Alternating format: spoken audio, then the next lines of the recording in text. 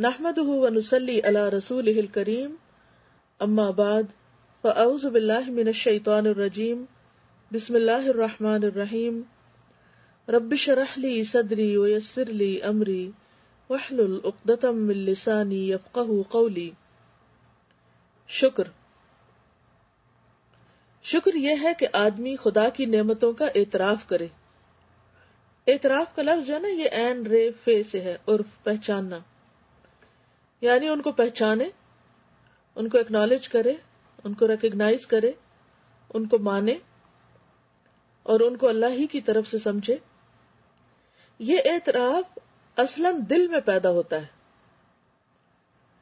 یعنی یہ دل کا فعل ہے اور پھر وہ الفاظ کی صورت میں آدمی کی زبان پر آ جاتا ہے.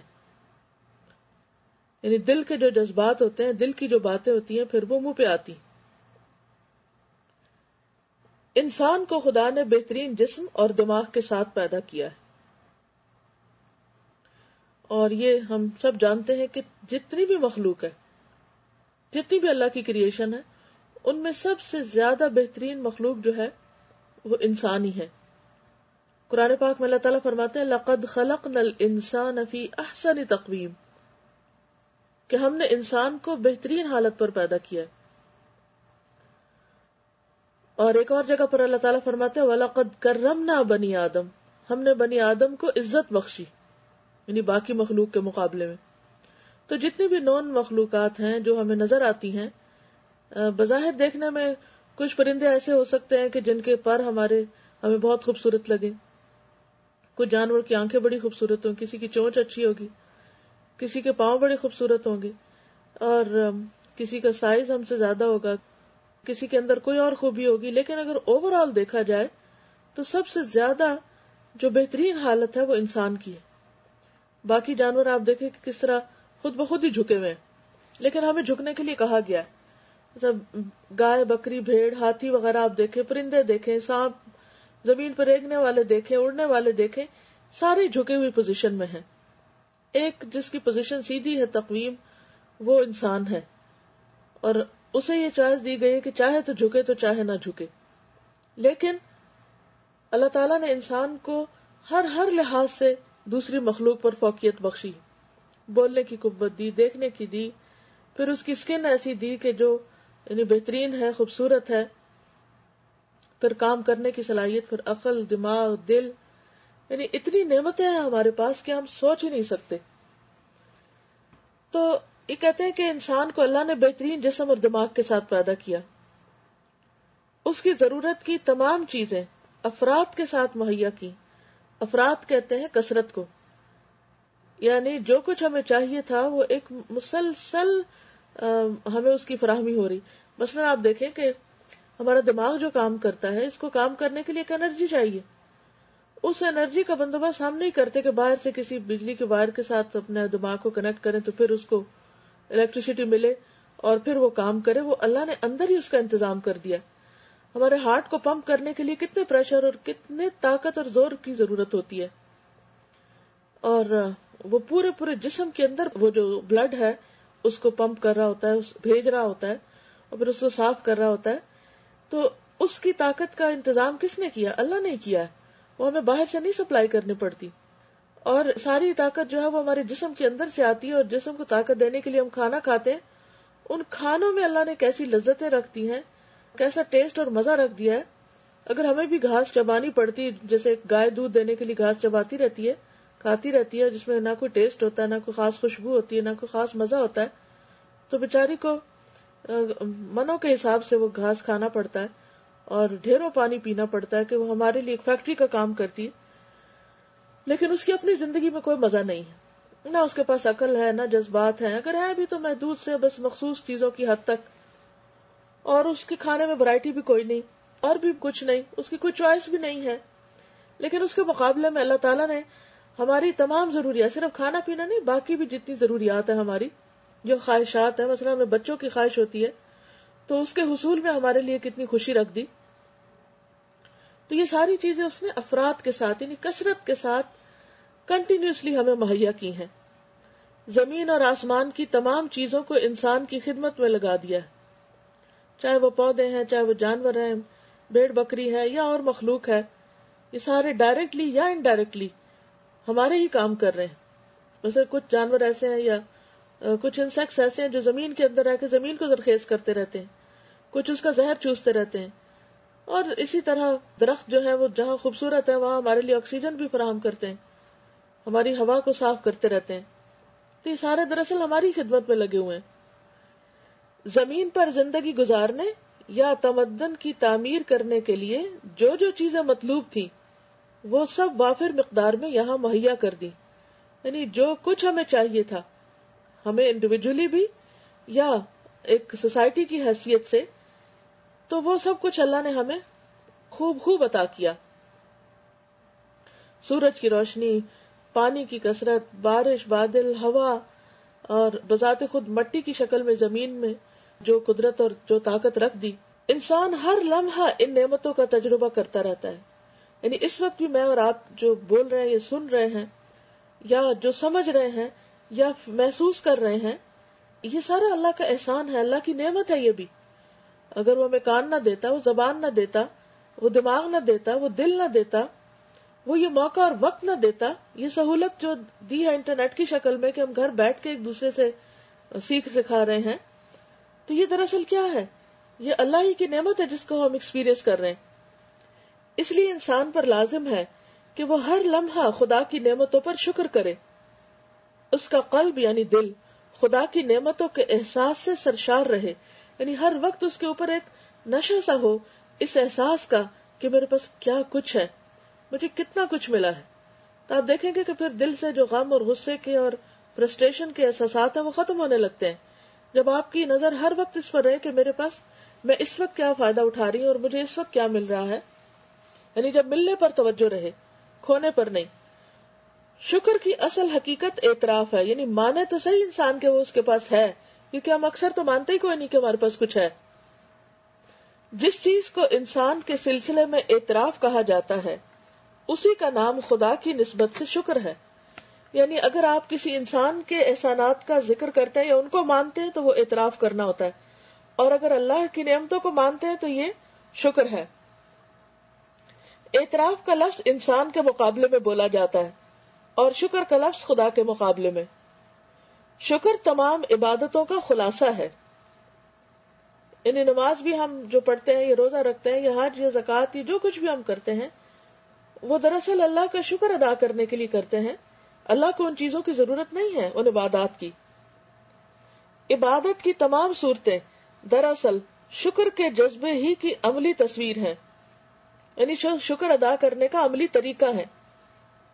شکر سب سے زیادہ جامع اور سب سے زیادہ کامل عبادت ہے.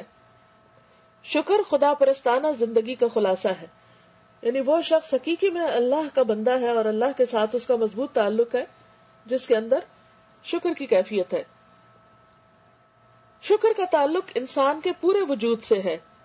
ابتدائی طور پر آدمی اپنے دل اور اپنے دماغ میں شکر کے احساسات کو زندہ کرتا ہے، پھر وہ اپنی زبان سے بار بار اس کا اظہار کرتا ہے. یعنی جب دل میں یہ احساس تازہ ہوتا ہے تو پھر خود بخود زبان پہ الحمدللہ آتا رہتا ہے. اس کے بعد جب شکر کے جذبات قوی یعنی مضبوط ہو جاتے ہیں تو انسان اپنے مال اور اپنے اثاثہ کو، یعنی جو کچھ جو اس کی ملکیت میں ہے، جو اس کے پاس ہے، اظہار شکر کے طور پر خدا کی راہ میں خرچ کرنے لگتا ہے. یعنی پھر وہ آگے بھی دینے لگتا ہے. اسی طرح اس کا جذبہ شکر اس کو مجبور کرتا ہے کہ وہ اپنے وقت اور اپنی طاقت کو اس خدا کی راہ میں صرف کرے جس نے اس کو وقت اور طاقت کا یہ سرمایہ دیا ہے. یعنی یہ سب کچھ جس نے دیا ہے، پھر انسان کیا چاہتا ہے کہ واپس اسی کو دے، کیونکہ اس کا احسان بڑا ہے. لہذا اگر وہ بندوں کو بھی دیتا تو دراصل بندوں کو نہیں دیتا، وہ اللہ ہی کو دے رہا ہوتا ہے اور اللہ ہی سے اس کا اجر چاہتا ہے، اور وہ اپنے محبت کے جذبات کے اظہار کے طور پر دیتا ہے. جیسے کوئی انسان کسی کو تحفے کے طور پہ کوئی چیز دے تو تحفہ اس لیے تو نہیں دیا جاتا کہ دوسرا شخص جو ہے اس کا محتاج ہے، لیکن وہ اپنے دل کی محبت کے جذبات کا اظہار ہوتا ہے. اسی طرح جب ہم اللہ کے نام پر کوئی بھی کام کرتے ہیں تو دراصل وہ ہمارے جذبات کا اظہار ہونا چاہیے، نہ کہ یہ کہ نعوذ باللہ یہ سوچے کوئی کہ اللہ کو اس کی ضرورت ہے یا چونکہ اللہ نے کہا ہے تو اس لیے ہم کر رہے ہیں. ہمارا وجود پورا کا پورا خدا کا دیا ہوا ہے. ہم ایک ایسی دنیا میں جیتے ہیں جو سب کا سب خدا کا عطیہ ہے. یعنی جو کچھ بھی ہمارے پاس ہے، دائیں بائیں، خود ہمارا اپنا وجود، سب خدا کی دین ہے. اسی حقیقت کے اعتراف اور اظہار کا دوسرا نام شکر ہے. یعنی ایک طرف انسان مانتا ہے کہ یہ اسی کی طرف سے ہے، اور دوسری طرف انسان اس کا اظہار کرتا ہے. تو گویا انسان کی زندگی انہی کیفیات کے درمیان میں ہے. اگر انسان اللہ سے یہ سب کچھ منسوب کرتا ہے کہ اسی نے کیا ہے سب، تو یہی دراصل توحید ہے. اللہ کے علاوہ دوسروں کی طرف ان چیزوں کو منسوب کر دینے کا نام شرک ہے. تو اللہ تعالیٰ سے دعا ہے کہ وہ ہمیں عمل کی توفیق دے. اگر اس ٹاک کے اوپر اگر آپ سمجھتی ہیں کہ کوئی اپنے کمنٹ زبانی شیئر کرنا چاہتا ہے، یعنی اگر سننے کے فوراً بعد کسی کے دل میں کوئی بات آ رہی ہو یا کوئی احساس جاگا ہو، تو وہ اپنے احساس کو شیئر کر سکتے ہیں. ایک بات پر اگر آپ لوگ غور کریں کہ جب دل میں اللہ کی نعمتوں کا احساس جاگتا ہے نا، تو دل خوشی سے بھر جاتا ہے اور آپ ایک مطمئن انسان ہو جاتے ہیں. پھر وہ جو پہلے بات ہوئی تھی نا کہ انسان دوسروں کے رویوں سے اوپر اٹھ کے معاملہ کرے، وہ کیفیت اسی وقت آتی ہے. یہ ساری چیزیں جتنے بھی ٹاپکس ہم پڑھ رہے ہیں یہ انٹر ریلیٹڈ بھی ہیں. وہ کیفیت اسی وقت دل میں آتی ہے جب انسان کے اندر کچھ پانے کا احساس ہوتا ہے، جب وہ سمجھتا ہے کہ میرے پاس بہت کچھ ہے. اور اگر انسان کو محرومی کا احساس رہے، میرے پاس یہ بھی نہیں ہے، میرے پاس وہ بھی نہیں ہے، یہ میرے ساتھ برا کر رہا ہے، وہ میرا برا چاہ رہا ہے، وہ میرے بارے میں یہ سوچتا ہے، تو یہ احساس محرومی ایک طرح کی ناشکری ہوتی ہے. اور پھر انسان کو ہر وقت لوگوں سے بھی شکوے، اللہ تعالیٰ سے بھی شکوے، اور اپنے آپ سے بھی انسان پھر جنگ کرتا رہتا ہے، اور پھر وہ کسی مفید کام کا نہیں رہتا. اگر ہم ایک دن کے لیے بھی سوچ لینا کہ میں نے کیا کھایا اور گائے نے کیا کھایا، میں نے مالک کا حکم کتنا مانا اور اس نے کتنا مانا، میں نے کیا دیا ہے، کتنا نفع پہنچایا اور گائے نے کتنا نفع پہنچایا، تو آپ دیکھیں گے کہ پھر ہم اگر اتنا بھی نہیں کرتے جو گائے کرتی ہے، تو پھر ہماری کیا وقت ہے، پھر ہماری کیا حیثیت ہے، پھر ہم نے کیا کیا. نہ ہم کسی کے لیے نفع مند ہو اور نہ جو کچھ ہمیں ملے اس پہ راضی ہو، تو پھر ہم خوش کیسے رہ سکتے ہیں؟ پھر تو سزا فوراً ہی ساتھ ملتی ہے نا کہ انسان کبھی خوش ہوتا ہی نہیں. کوئی ایک لمحہ نہیں کہ جس میں ہم نے کبھی کوئی اللہ کی نعمت استعمال نہ کی ہو. لیکن ہمارا رویہ کیا ہے کہ شاید ہی کچھ لمحات دن کے ہوں کہ جس میں ہم واقعی ٹھنڈے دل سے نعمتوں کا احساس بھی کریں کہ ہم یوز کر رہے ہیں، یعنی لیتے بھی جا رہے ہیں، ہر چیز استعمال بھی کر رہے ہیں، کنزیوم کر رہے ہیں، فائدہ اٹھا رہے ہیں، اور ساتھ رونا بھی نہیں ختم ہمارا. ٹاپک کے حوالے سے 2 کمنٹس میں ایک کوشچن ہے. یہ ایک اسٹوڈنٹ لکھتے ہیں سازا کہ السلام علیکم، آج کے ٹاپک شکر کو سن اور پڑھ کر دل میں بہت ہی خوبصورت اور اطمینان اور مطمئن کیفیت پیدا ہوئی. استاذہ کا یہ جملہ دل پہ بہت اثر کیا کہ اللہ نے تمام مخلوق کو جھکا ہوا پیدا کیا ہے. چرند پرند حیوان زیادہ تر مخلوق جھکے ہوئے ہیں الا انسان کے. وہ چاہے تو خوشی سے چاہے جبر سے اپنا سر جھکا دے. اس بات پر ایک کمنٹ شیئر کرنا چاہوں گی. میری امی نے مجھے بچپن سے یہ مثال بار بار دے کر میرے دماغ میں بٹھا دی کہ جب کسی درخت پر پھل لگتے ہیں تو وہ جھک جاتا ہے. ایسے ہی اللہ تعالیٰ جب ہمیں کوئی نعمت عطا کرتا ہے تو ہمیں بھی جھک جانا چاہیے شکر اور اطاعت کے لیے، اور کرنا نہیں چاہیے کہ کسی سیدھے اکڑے درخت پر پھل نہیں لگا کرتے.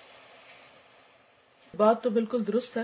وہ ایک اردو کا شعر بھی ہے نا، سراہی سر نگوں ہو کر بھرا کرتی ہے پیمانہ.